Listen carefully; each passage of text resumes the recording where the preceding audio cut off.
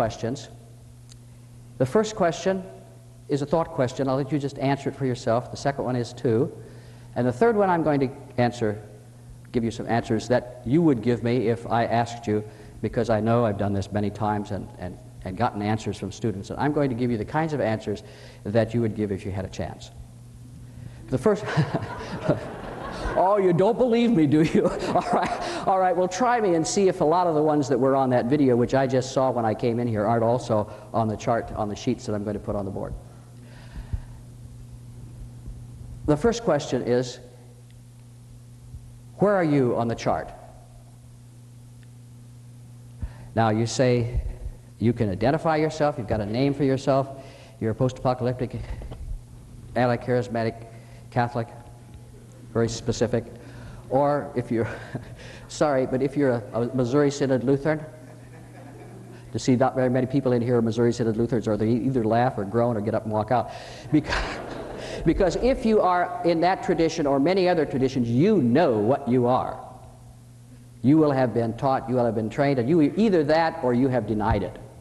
Or you're on the way back and forth between the two, because it's very, very specific, and it's very certain. At least it's taught as if it's very certain. If you're that kind of a person, then you're up over here on that side. If, on the other hand, you just can't identify what you are at all, you're over on the vague side, and maybe if you have very few reasons or can't figure out whether the things that you're orienting your life around, then you're doubtful, vague. It's very difficult to be in the doubtful and vague position, and yet it seems to me that students in general are in this area. Not a criticism, just a description. And it's a tough area to be in. To be doubtful, whether you're specifically doubtful or doubtful about specifics, or whether you're vague and can't quite put it all together and doubtful about that. It makes decisions extremely hard. What if you come to the university and your goal is law school and you keep flunking all of the courses like poli-sci and so forth? Or you want to go to med school and you can't get past chemistry. See Dr. Kennedy. He's retired now. He'd be glad to take you as a tutorial, right? Oh, sure. He's just headed out to the beach. But it's a tough thing to have to decide what to do when the plans that you've made don't work out in the area of career, in the area of your mate, or your lack of one.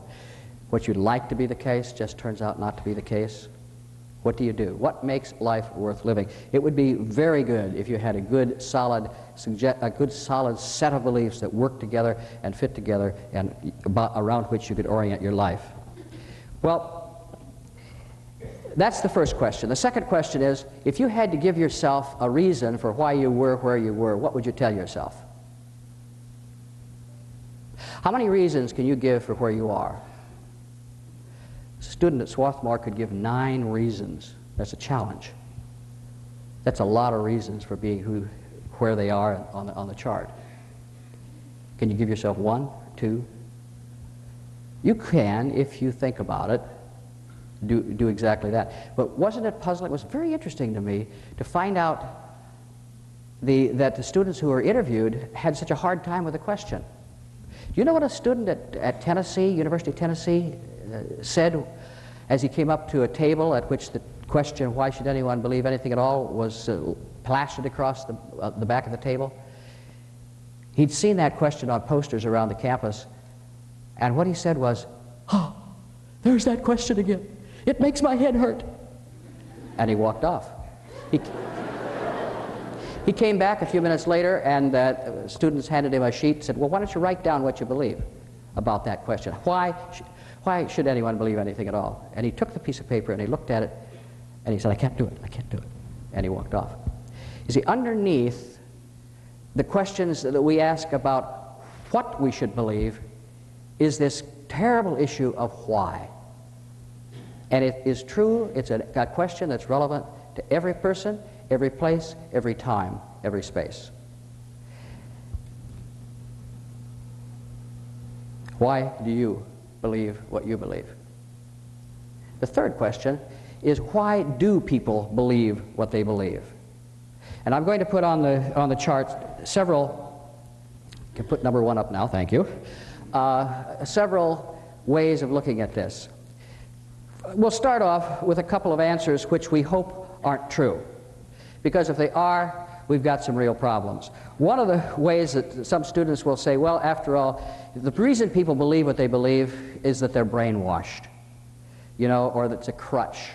It's just something that gets them by, and they have been coerced into believing it.